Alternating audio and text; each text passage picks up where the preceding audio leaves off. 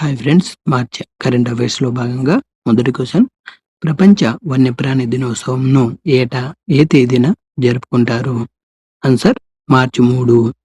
అయితే ఈ సంవత్సరం యొక్క theme medicinal and aromatic plants conserving health, heritage and livelihood. Question number 2: ఏటా అంతర్జాతీయ అటవీ దినోత్సవం ఎప్పుడు జరుపుకుంటారు? ఆన్సర్ మార్చి 21. అయితే 2025 సంవత్సరం యొక్క థీమ్ అడవులు మరియు ఆర్థిక వ్యవస్థలు, ఫారెస్ట్ అండ్ ఎకనామీస్.